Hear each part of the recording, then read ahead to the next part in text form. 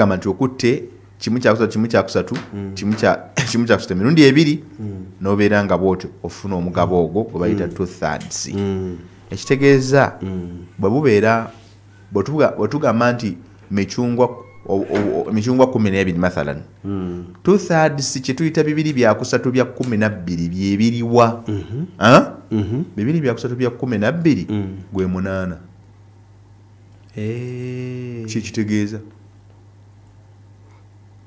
okategedde bibiri bya kusatu bya 12 kitege gwe 8 kubanga 8 tugenda gotemamu emirundi emeka esatu nyanya ameni 12 tugenda soma emirundi esatu nyanya emirundi esatu okategedde kati nyanya emirundi esatu ekitegeeza bwe tuba tukutte ekyo 12 ezo nga twagala kufunako bibiri bya kusatu tugenda kugatta nya emirundi ebiri okategedde bulungi gyemigabo abaana abawala gye balina fardan ma'a ghayriha bw'abanga azze ne munne embeera gye tubali twogerako wali nti bw'obanga olinawo munno muwala munno gwe twogerako nga waali ogenda kubanga bw'omutyo mufuna omugabo ogwo obuyitibwa 2/3 bibiri bya kusatu bisharutaini era nga nako kuliko obulombolombo bubiri obutabuusibwa mwababiri abawala ababiri musobole okufuna omugabo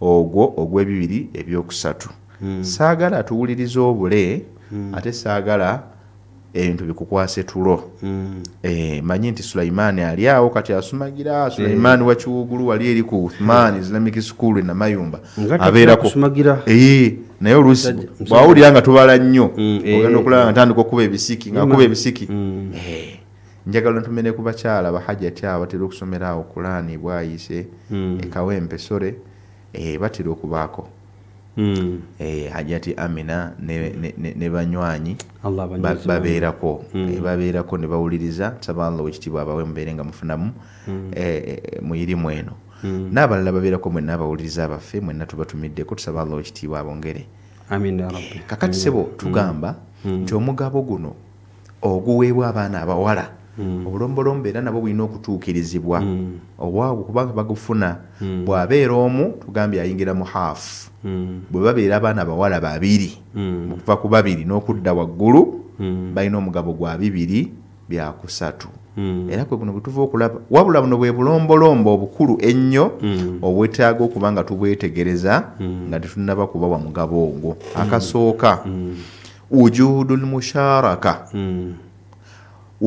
musharakati laha oteekeddwa okuba nga olina akwegattako mu baganda bo bwe muzaaliganwa okategedde mu muzaaliganwa mu taata oyo gwe mugenda okusikira oba bwe muzaaliganwa mu maama oyo gwe mugenda okukola ki okusikira wahiya ukhtuha allati fi darajatiha mwemma mu ddala lyerimu nti mwenna muli baana ba mugenzi bimaana an yakunna 2 fa akthar ekitegeeza nti muteekeddwa okuba nga muli babiri n'okukola ki n'okudda waggulu Pal FM 107.9 ekola eri omuntu wa bulijjo programu y'obusiraamu tuli ku Maria Basika olunaku olwaleero tuli mu kutunuulira enfuna y'omwana omuwala afuna atya taata afudde yali azaala abaana bawala azadde omu yekka Sheikh atusomeseza halaati embeera z'omuwala okubeera ng'afuna haafu y'emmaali n'agamba nti ekisookera ddala ateeka okuba nga ye mwana omuwala eka akola ki aliwo awo n'agamba nti awo aba afuna bulungi emmaali ddala ng'afuna tundutundu ogamba kimu kyakubeera tundutundu eryo bw'olifuna bulungi nnyo naye kitugenda kuwummula mu katono inshallah bwe tuba tukomyeyo biidhinillahi taala tugenda kweyongera ate ogenda mu maaso sigala ku Pal FM tokyusa kalimiko tubeere nga tuyigana abadde asumagira mu kanulo geno naabe mu maaso kubanga bino si bya bulijjo Uganda Halal Bureau kye kitongole ekyakakasibwa era ekirina obumanyirivu okukuyambako gw'omuntu wa bulijjo okulondoola wamu n'okwekebejja omutindo gw'ebintu ebikozesebwa mu bulamu bwa bulijjo omuli ebyokulya n'okunywa olwo ne bikakasibwa okubeera halal eri bannayuganda wamu n'okuteekebwa ku katale k'ensi yonna nga beesigama ku mutindo ogwakkanyizibwako amawanga g'obusiraamu gonna n'ekitongole ekya Uganda National Bureau of Standards. Basangibwa ku ploti ey'okubiri ku Dell Gardens okuliraana Bakery ku Sir Apollo Kaggwa Road wetandikira. Okumanya ebisingawo bakubireko ku noti 758 520 noti MM oba noti 4M4 233 560M. Uganda Halal Bureau, ebintu ebiri halal babiteekako akabonero aka Halal Quality Mark okubyawula kw'ebyo ebitatuukana na mutindo. Pal FM ekutegekedde gunjuka ne Pal FM nga lino ly'ebbanguliro ly'abawummuze bonna. Ng'era ku mulundi guno gunjuka agenda kuyindirako Etihad International School ekira mu Kira Municipality okuva nga 14 paka nga 28 Desemba 2024. Kati wandiisa omwana wo leero wano ku reception ya Pearl of Africa Radio okuva ku myaka 6 paka ku myaka 18. Tumubangule mu gunjuka ne Pal FM. Wagenda kubeerera bamashika ab'enjawulo badokita n'abantu abatutumufu mu ggwanga. Beera mwangu wandiisa omwana wo. Okumanya ebisingawo kugunjuka 2024 kuba ku 0700 35 455 oba ku 0200 926 7 Gunjuka awagiddwa Etihad International School. Ne bitegekebwa 17 Pal FM ekkula ly'omuntu wa bulijjo. Oyagala okulya ekijjulo eky'omulembe nga kiteekeddateekeddwa bakafulu mu kufumba mu kifo ekisirifu okuzaama nga n'akawewo k'obutonde bwe kakufuuwako. Kebab House Restaurant kye kifo w'osanga buli kika ky'emmere kye weetaaga. Gamba nga Adana Kebab, Saktava, Lahmakun oba giyite Turkish Pizza, Fish Fingers, Beef Burgers, Chicken Skewers oba Grilled Chicken. Tulina ekifo ekigazi ddala ewategekebwa emikolo, meetings kw'ossa ne parking. Tusange ku Centenary Park ku Kebab House mu Kampala. Ekifo kyaffe kiba kiggule okuva Monday mpaka Sunday. Okumanya ebisingawo kuba ku ssimu zino wammanga 0708 48 29 47. Kebab House Turkish Restaurant. You stay home, we deliver. Zino ze halali awareness tips wano ku Pal FM. Yawula ebiri haram ku biri halal mu byokulya n'okunywa ebyobusuubuzi n'ebirala ebigwa mu kkowa eryo. Pal FM Halali Awareness Month mwe tukumanyisa byonna ebikwatagana ku halal. Bismillah walhamdulillah wassalatu wassalamu ala rasulillahi sallallahu alayhi wasallam. Assalamu alaikum wa rahmatullahi wa barakatuh. Kiri halal oba kiri haram? Mu ddiini yaffe y'Obusiraamu kiri haram al ittijaru bil khamr. Omusiraamu okusuubula omwenge oba okutunda omwenge oba okugabula omwenge ekintu tikikiriza mu ddiini ya Busiraamu ku musiraamu yenna. Olwaki omubaka Nabbi Muhammad sallallahu alayhi wasallam yagaa nti inna alladhi harrama sharbaha harrama bay'uha. Oyo yabagaana okugunywa yabagaana n'okugutunda. Omusiraamu tatunda mwenge, kiri haram. Tekikiriza omusiraamu kutunda mwenge, kusuubula mwenge oba kukolagana n'abantu abatunda omwenge. Assalamu alaikum wa rahmatullahi wa barakatuh. Pal FM Halali Awareness Month. Yawula ebiri haram ku biri halal mu byokulya n'okunywa ebyobusuubuzi n'ebirala ebigwa mu kkowa eryo. Pal FM Halali Awareness Month mwe tukumanyisa byonna ebikwatagana ku halal. Ekuleeteddwa Uganda Halal Bureau. Satisfaction based on honesty. Muzadde, omwana ng'akaaba ate naawe oli mukambwe muzibu. Kiki mubadde ki? Omwana wange yansobera buli mwaka yasemba nakati mujje ku ssomero leero luno era yasembye.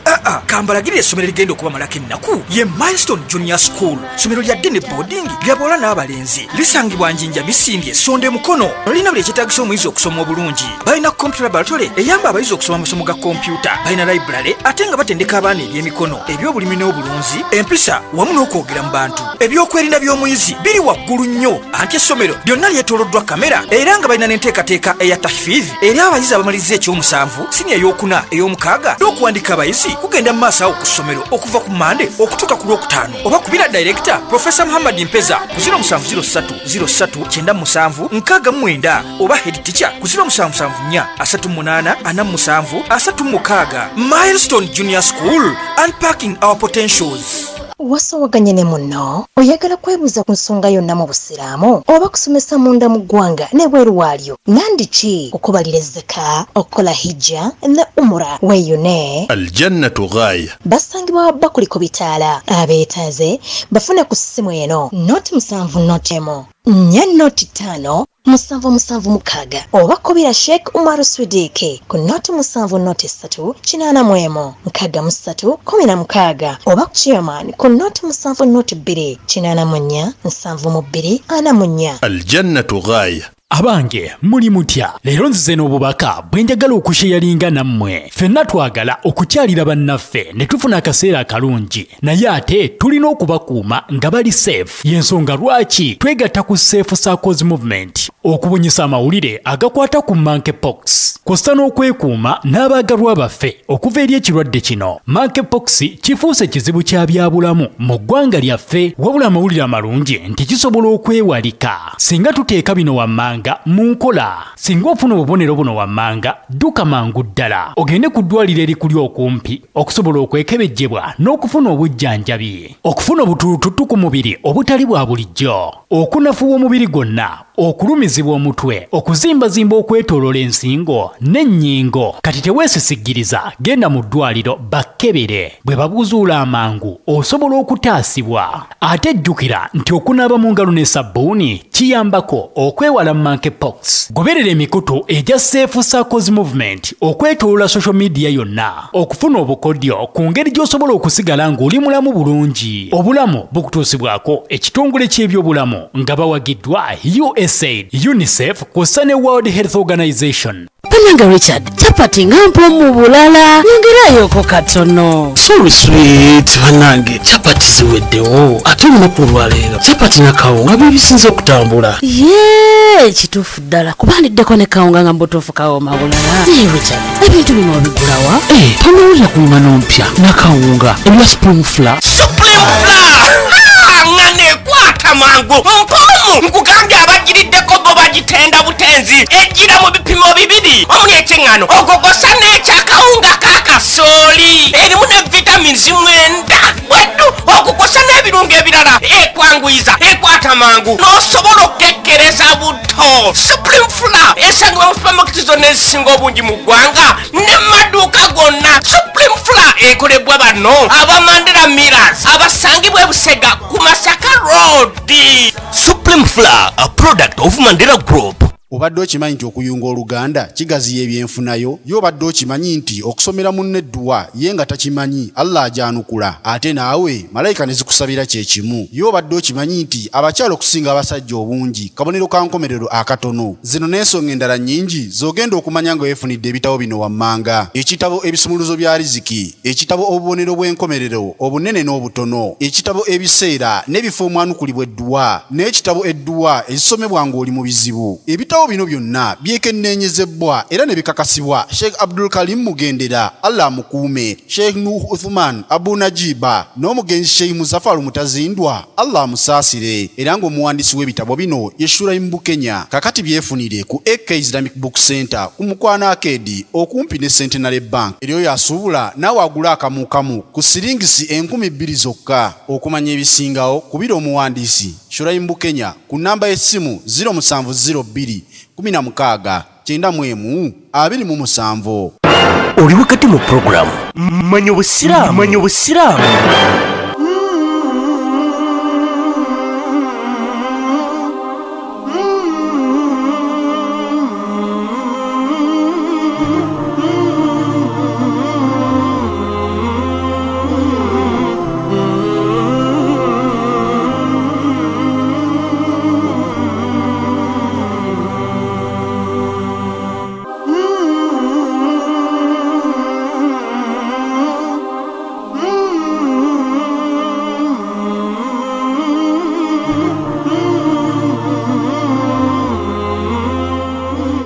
Bismillahir Rahmanir Rahim. Alhamdulillah wassalatu wassalamu ala Rasulillah sallallahu alaihi wasallam.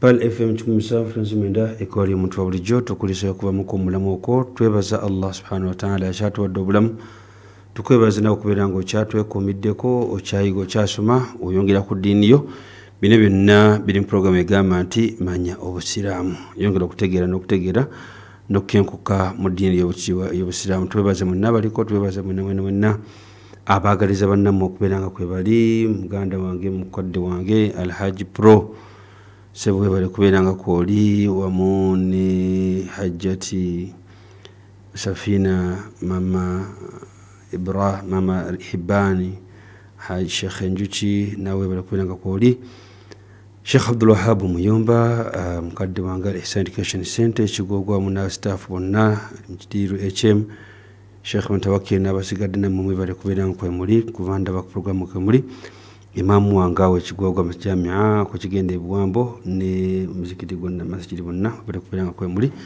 namwe tusaba Allah subhanahu wa ta'ala benga basima tunulira omwana omwala kikyafuna mu mali abasika eranga Sheikh abada turaze halati wa aso sinaturaga wafuna hafu kata turaze wafuna kimu kya kusatu ku mali eyebere isigadde bi'idhnillahi ta'ala nenga tongera bajukiza nti abamaka Madina Haji Services okutuusa ku ddala emikolo gya hijja ne umra mu bulungi ddala ku bbeeyi kyasiza okubeera internet ddala mu ggwanga bakuleeta umra ya November abanatambula ena kusomesa ku 28 ku bukadde 496 ate mu abadde Desemba babagamba eddwala ku 7 zijja kubeera nga zibamala ebukadde nga 6 bontuka ate mu abayitako bamanyira okuyitako Dubai bagambe 23 zibamala nammwe mwena bamasomero n'abazadde baletedde umra eya $1,500 n'abayizi $3,995 mu January mberenga mbetikwattako hijja ya rais ddala naye omugende nga babogere babawandiise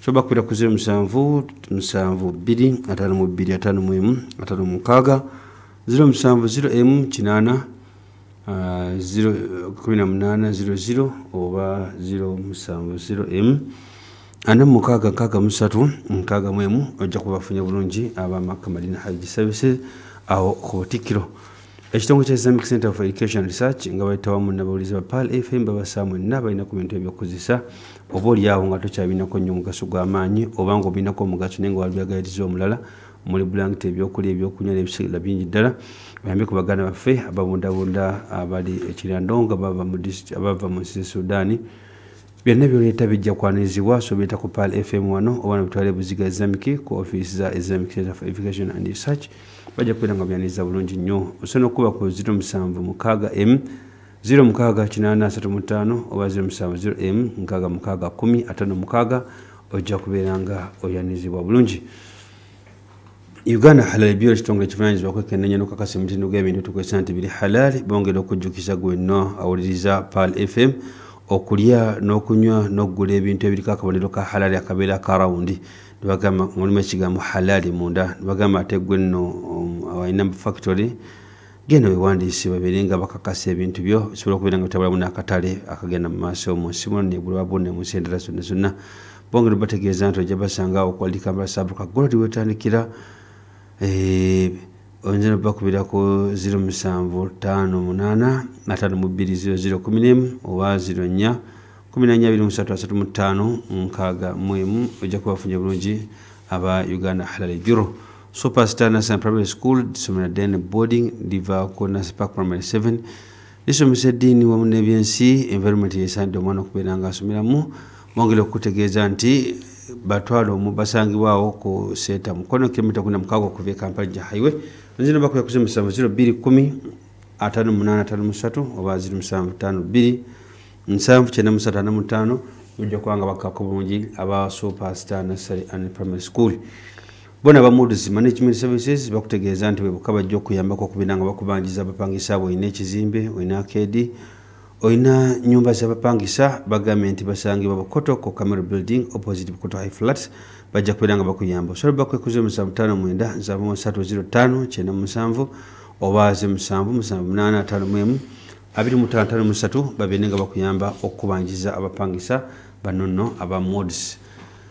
omuhijja an umra bakutegeeza nti banno ddala abasobola okubeera nga bakulembera okukola emikolo gya hijja ne umra mu bulungi ddala balina bamutawafu bakafulu abagulidde makka ne madina bagula okutegeeza nti abadesemba mujja kutambula nga 27 ate mukwanga 6 January balina umra ez'enjawulo era bagamba nti bajja kuzuza bulungi basangibwa nawuno ku Masjid Musa Hotel Africana wa muganda wange Sheikh Imam Yusuf ewe wamene Imam Subuga bakutegeeza nti 07133895 bajja kubanga obafunye bulungi nnyo si byangu dairy supply bano ddala bakutusaako amata malungi omutali mazzi bagamba yagala bongo oyagala muzigo bagambe nti basanga ofiisi ekulenda tete so nga ate mu abali ekibuye n'amazuba masanafu kasenge kabowa nsangi kibumbiro kawuku katwende ekiwamu n'ekirika bagamba nti naawe basobola okubeera nga bakuweereza singa obakubeera ku 07022886 ojja kubanga ofunye bulungi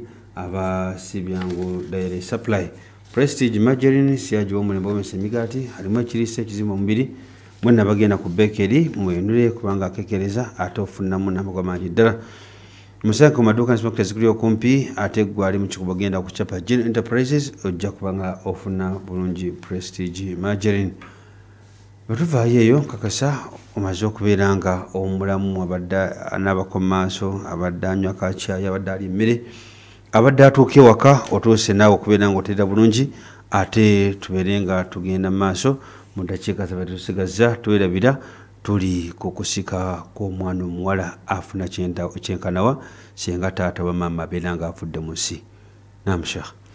Naam. Assalamu alaikum warahmatullahi wabarakatuh. Wa alaikum assalam warahmatullahi. Mwana omuwala tuli ku mbeera yakubiri gye tugambye nti Allah subhanahu wa ta'ala mugabo gwe yakuwa omugabo gwa bibiri byakusatu. Era tulabye obulombolombo obugoberera akamu ku bwo ke tugambye oteekeddwa okubanga muliwo abasukka ku omu banno bwe muzaaliganwa mu taata oba mu maama oyo. Then akalombolombo ak'okubiri akeetaaga okugobererwa osobole okubanga omugabo ogwo mugufuna mu embiriri adamu al-mu'assib wujudi al-mu'assibu lahunna au lahuma. Bwe mba babiri tewateekeddwa kubaawo mwana mulenzi kubanga ya asaba mu'assib kitegeeza asaba omuntu afuna ebiba bisigaddewo kitegeeza tewateekeddwa kubaawo mwana mulenzi yenna kubanga omulenzi yenna bw'abeerawo biba bikyuse. wa huwa akhuhunna alladhi fi darajatihinna yani al-ibn nga ye w'oluganda bulaaza gwe muzaalibwa naye mu taata oba mu maama nga muli mu ddala lyerimu. Si nsonga taata yabazaala mu bakyala banjawulo gwe oli wa maama muto oli wa maama namba 3 oli wa maama 5 kati mwenna muddeeke wa taata muba baana be. Maama abazadde mu maka ag'enjawulo abazadde eri era bwe mutuuka ekiseera mugenda kusikira maama mwenna mujjanga baana be. Bwe kityo bwe kibeera. Waddaliilu qawluhu ta'ala before qabla dhalika embeera eyokusatu embeera eyokusatu yegamba nti tarithu ta'siban bilghayri tarithu ta'siban bilghayri. Omwana omuwala asobola okusikira emaali ebeesigaddewo olwoyo gw'abazze naye amufuula okulindiriza kibayita okulindirira busiko bw'okulindirizi nga tugendedde principle egamba nti lidhakari mithlu hadhil unthayaini bishartin wahidin. Omukyala asobola okusikira ebyobugagga ebyamalindirizi singa abazze n'oyo bwe benkana eddaala nga gwazze naye musajja oba mulenzi. Omwana omuwala ampuliriza nti osobola okusikira oba okuyingira mu muteeko gw'obusika bw'okulindirira ebiba bisigaddewo singa gw'obozze naye akusinga amaanyi. Akategedde bulungi? That is bebatambulira mu principle bye bali wagamba nti lidhakari mithlu hadhi al-unthayayn. Kitegeeza bw'ojja ne muganda wo mwannyoko omulenzi brother bwe mubanga mmwe mugenda okusikira ebyobugagga nga mulimu n'abantu abalala mu reesi mwe mugenda kulindirira mmwe mwembiriri basooke bajjeko abalala then mwe mugabane ebinaba bisigadde kye bayita ekyo. Ne bwe muba muzze mwembiriri era mugenda kulindirira omulenzi agenda kubasibako mubeere nga mugabanira wamu mugenda kibayita okugabanira wamu emaali agenda kubafula abagabana emaali awamu ekyo tukiyita al asabatu bil ghairi okuzingibwako n'omuntu omulala n'akufuula omulindirizi olw'okubaawo kwa waddaliilu obujulizi ku nsonga eyo qawluhu ta'ala Allah subhanahu wa ta'ala agamba bismillahi rrahmani rrahim يوصيكم الله في أولادكم للذكر مثل حظ الأنثيين فإن كن نساء فوق 2 فلهن ثلثا ما ترك وإن كانت واحدة فلها النصف الله تلامي abaana baffe eri omwana bonna abalenzi n'abawala lidhakari mithlu hadhi al-unthayayn babanga bazze nga bibagenda okusikira gwe omugenzi maama oba taata omulenzi principle eri tufuddeko bwetyo bwegamba ti omulenzi mumuwe omugabo gw'abawala babiri kyofala tugamba nti bw'abaawo akosa azingako alindirizisa fa in kunna nisaan fawqa 2 ate bwe babeera bawala eyo keesi ndala naye nga basukka ku omu falahunna thulutha ma taraka bafune 2 bya 3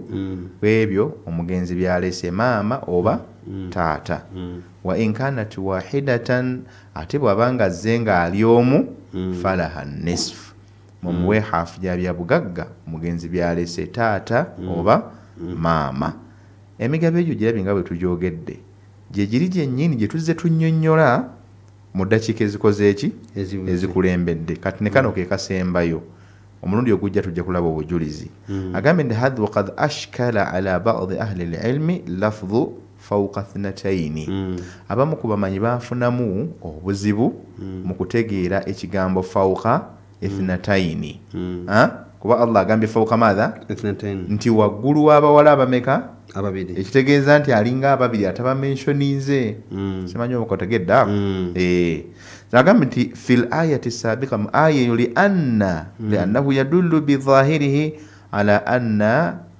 albintain la ya'khudhuna thuluthaini eringa eraga nti abawala bwe bajja nga bali babiri tebafuna 2 byakomeka bya 3 oba kategedde kuba Allah agambye nti in kunna nisaa fawqa 2 maana dhalika lam yantiqu al-ithnain ababiri abanga atabakoze eki tabogedde wa innama ya'khudhuhu athulath fa akthar ambagamba nti ayinza okubanga abatekeddwa okufuna ekimu ekyokubiri bantu bebawala 3 okudda waggulu waqad ruya hadha an ibn Abbas ebigambo ebyo byajibwa ku ibn Abbas radiyallahu anhuma wa hiya riwayatun shadhatun anhu era ng'enjogera eyo munnange teyina bagigoberera yesigalizibwa ye nga ye teyina bamanyi bagikola ki lakinna sahihu anhu khilafuha naye kituufu ku nsonga eyo kyekyawukana ku statement gye tukoze esooka wa huwa qawlu jamhuri ahli al-ilmi inna al-bintayn fa akthar ya'khudhuna thuluthaini abawala ababiri abawala ababiri n'okusukka bombiriri bafuna bonna bagwa mu mugabo gwa 2 byakumeka byakusala ate ekyo twakyanyonnyola ffe ku mulundi guli negamba gugenda mu aya esemberayo ddala mu surati Nisa aya ya 176 Allah ng'ayogera kuba ukht bwe yali ayogera kuba ukht yagamba nti yastaftunaka qulillahu yuftikum fil kalala innimru'un halaka laysa lahu waladun wa lahu ukhtun falaha nisfu ma tarak wa huwa yarithuha illa lam yakul laha walad wategera munji wa in kanat 2 falahuma thuluthaini mimma tarak okategede bulungi kati okwandukula ekyo kitwogedde genda mu aya eyo ennyonnyola aya eneesooka nti Allah subhanahu wa ta'ala wali yakirira mu basisita naye nga basisitira be bamu n'abaana abawala entambula y'emu ey'obusika wali yagamba bwe babeera babiri mubawe 2 otegede bya 3 okategede kati ate era eno yagamba nti bwe basukka ku 2 mubawe 2 yakomeka lwaki omugalo nga bwasigala gwe gumu wano yajja yogera yagogera mu bungi mu ntandikwa kyokka ate eri n'aleeta ng'ayogeredde mu babiri oba okategedde bulungi ekyo kyekinnyonnyola ekigambo kitubadde twogerako mu bufunze eddakiika zino zo ndaba zitambudde tuba tuyinza okufunayo ku bawuliriza abaffe babiri basatu ne tulyoka tutambula ate inshaallah okulaba ebinaddako biidhinillahi taala fm 107.9 ekkola ery'omutwe bulijjo tubeerabira tutunuulira omwana omuwala afuna ki kyalina okufuna mu maali gwe musomo mukulu gwe tuliko olunaku lwaleero weyakatwegattako mukadde wange Sheikh Muzaffar Sulaiman Dembe nkulaba wakatuuka Sheikh wasoose n'omulamu katonda ati n'okumawo sekendi wano okuma okuva mu break second phase naye gwe alina kyoyagala okubeera ng'obuuza mu kanyumira ke tubaddemu osobola okubeera ng'okubako 07591000 oba 078236 Hello. Assalamu alaikum wa rahmatullah. Wa alaikum assalam wa rahmatullahi wa barakatuh. Abdul Nasir yokubel nende wa Kristo. Naam. Beka barakallahu fikum jazakallahu khaira fi dunya wal akhirah. Amin ya rabbi. Dali kyembuuza muntu waliwo omwana goga nti omwana abira wananyini kitanda. Waji? Ye mwana nga abadde akayanirwa omusajja w'ebbali naye ate okubanga takayanirwa naye gwe kennyini mu baana abo gw'olina omwana gwemulugunyaamu naye nga takayanirwa. Ati omwana oyo seeka ali atya mu by'obusatu nga gw'omulugunyaamu gwe nga gwe nannyini. Salaamu alaikum wa rahmatullah. Wa alaikum assalam wa rahmatullahi wa barakatuh. Naye ekyo tutute mu maaso nnyo. Atutute mu waladul mulaana.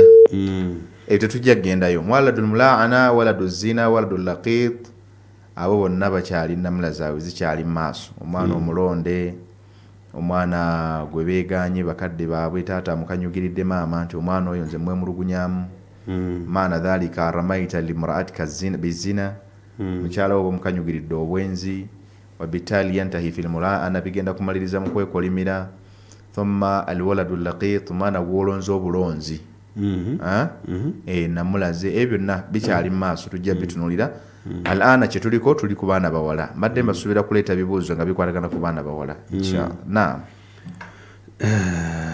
Hello. Assalamu alaikum wa barakatuh. Wa alaikum assalam wa rahmatullahi wa barakatuh. Ono yogera ne mwebe gumbakaliye kawuko. Lesebo tusanyiza okuwuliza. Seeka tusiima emisomo gyaffe egyo. Naffe twebaza nnyo okuwuliriza kwa mwoko. Nga buli omu abakupaalu. Leero bino baali ekineewuunyisizza. Naam. Mbadde awo ekasubi ku poliisi awo. Nanevuga omuvubuka akyali w'amaanyi akayana ne maama we akuze nti omwana w'omulenzi mulwadde muzzukulu wa maama we. Gyali mu ddwaliro ali mu kkoma gyakayana ne maama we amuwe ssente ajjanjabaani. Muzzukulu we. Ajjanjaba muzzukulu we. Naye ntunuulidde omuvubuka mubuuziza naye nsobodde okutuukirira omusirikale ne mubuuza nti omuvubuka oyo akola mulimu ki. Omusirikale agambye nange simanyi mulimu gwakola naye ng'ate muvubuka muki w'amaanyi wa kiwoko naye ng'ate mukadde akaddi nti ali mu maali yaabwe ate nga naye yafune omugabo gwe naye nga si musiraamu. Allah tusaasire ya rabbi. Ndabidde ddala nga tekijja nga muvubuka mutakyalina amaanyi agakola akayana ne mukadde. Assalamu alaikum. Wa alaikum salam wa rahmatullah. Amina ya rabbi. Pale FM 107.9 ekola ly'omutwe wa bulijjo ebyewuunyisa tebigwa mu nsi. Naam Sheikh. Tfaddal. 07591000 zozo tukwate babiri bukandooza inshallah. Hello. Assalamu alaikum wa rahmatullahi wa barakatuh. Wa alaikum assalam wa rahmatullahi wa barakatuh. Dar es Salaam kawa ulonde kusolo gomba. Tusanyiza okuwuliza ssebo. Omwana maama gwazze naye ye taata ono gwamuwasizza bw'abanga muwadde ku maali nga mulamu agitwala. Barakallahu fiik. Alaikum salaam. Omutegedde oyo Rabiba mwana wa maama omuwala gwazze naye mwana wa maama rabaibukum allati fi buyutikum nisaikum allati. Naam. Kati taata waba muwaddeko ku maali agitwala that is bw'abanga tagimuwadde luvannyuma lwa kufa. Naam. Nti amugaye nti Genfudde ekisenge kyange ekyo mukiwe gundi Rabiba. Nedda. Baba muwenga mulamu ekyo kyamwada kyekutuleko. Na. Omuyekayeka tubenenga tufundikira omusomo guno gubadde gwabakyala sibafunye babebase katulabona kubanja katulabo yajja yakiikiridde abakyala. Halo. Halo. Assalamu alaikum. Alaikum salam wa rahmatullah. Seka no simu kyala. Yenda maso. Naye kali katusabe tufuneyo n'omukyala azasembayo anabakiikirira. Naam. Inshallah masa ndo baja kufunika. Naam. Abdul Latif Muhammad Katumba. Nsanyusa kuuliza. Sebo kyembadde mbuuzaamu. Buuza. Wembo mulenga mulina naye nga namufuna sirimu wowe na mukyala. Ngabara bali bwate seka okiri kitya. Mubanga ki damu? Omulenzi mulina. Naye nga namufuna sirimu wowe ne mama we. Kiri kitya ku mali. Kuntangaza. Ali barakallahu fik. Ekaba ikubereza mashallah. Amin ya rabbi. Naye kyawuziza kikyali mu maaso. Okyogeddeko n'ogamba nti bigenda kujja maaso. Wala duzina mwana wa mu makubo agatali ga sharia. Oyenda mulaze zikyali mu maaso tujja zitunulako. Omwana abafu omwana yakusikira atakusikira. Ekituufu kiri ntakusikira. Naye ate tetumusuula busuuzi bwe tutyo. Obusiraamu bwamuterawo bulinawo provision na mateeka waliyo provision inshallah. Naam, katwata asembayo. Asembayo ayinza okuba mukyala. Kale bismillah. Hello. Wa alaikum salam wa rahmatullahi. Eddoboozi.